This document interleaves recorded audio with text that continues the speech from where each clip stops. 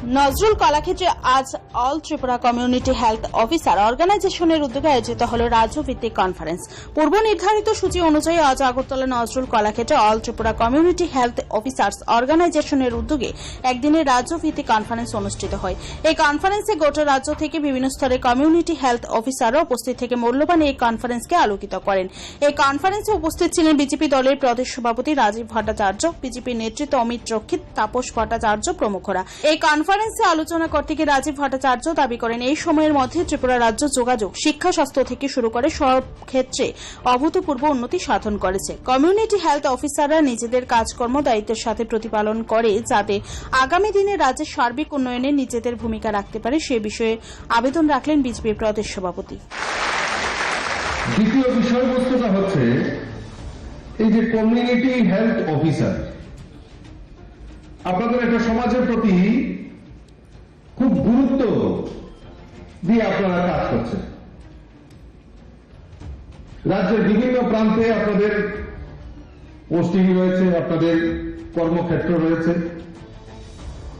সেই কর্মক্ষেত্রটা একটা কঠিন পরিস্থিতির সঙ্গে আপনাদের মোকাবেলা করতে হয়, কারণ আমাদের সমাজে ভালো খারাপ সমস্ত কিছুই আছে। কিন্তু সব মিলিয়ে আপনারা যেভাবে পরিষেবাটা দিয়ে যাচ্ছেন, আর আমার এখনো মনে পড়ে আজকে থেকে 2 বছর আগে আমরা যখন করোনার সময় আমরা লড়াইটা করছিলাম, এই সারা রাজ্যে আমাদেরকে রক্ষা করার দায়িত্ব কিন্তু আপনাদের কাছে ছিল। আর আপনারা সেই সময় আপনাদের যে দায়িত্ব সেটা সঠিকভাবে আপনারা নির্বাহন করেছেন বলেই আমরা আজকে জীবিত আপনাদের সামনে উপস্থিত হতে পারি। ভয়াবহ পরিস্থিতি সেই করোনার সময় সারা রাজ্যে,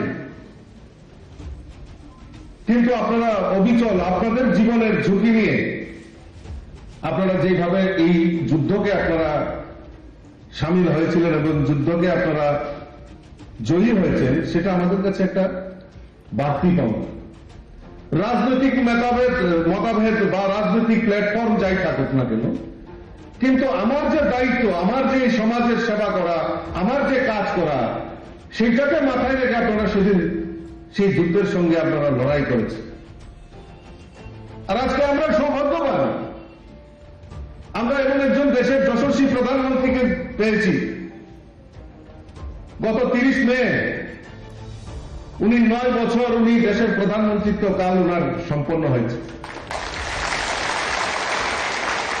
এই সময়কালে 9 বছরে আমরা কি কি পেয়েছি ভারতবর্ষের মানুষ? আমরা জানি এই করোনার সময় যে ভ্যাকসিন আমাদেরকে দেওয়া হয়েছে, এই ভ্যাকসিন আমরা দেখেছি ওই ম্যালেরিয়া বা আরো যে আনুষঙ্গিক আমাদেরকে ভ্যাকসিন দেওয়া হয়, জন্মের পর থেকেই শিশুরা যে ভ্যাকসিনগুলি পায়, সেই ভ্যাকসিনগুলি তৈরি করতে আমাদের কিন্তু 20 থেকে 22 বছর সময় লেগেছে। কিন্তু মোদিজির কল্যাণে 8 মাসের মাথায় আমাদের এই ভারতবর্ষে আমাদের কোভ্যাক্সিন, আমাদের কোভিডের যে ভ্যাকসিন, সেটা তৈরি করতে সক্ষম হয়েছে। আর মোদিজির কল্যাণে আমরা ভারতবর্ষের মানুষ আমরা ফ্রি ভ্যাকসিন পেয়েছি। আজকে আমরা যত বিকশিত দেশ দেখি, আমেরিকা, জাপান, চীন, ইউরোপ কান্ট্রি, সমস্ত সবাই এই ভ্যাকসিনের জন্য কিন্তু পেমেন্ট করতে হয়। আর শুধু একমাত্র ভারতবর্ষে এই কোভিড ভ্যাকসিনের জন্য 1 টাকাও পেমেন্ট করতে হয়নি। Bureau report, Tripura news 8।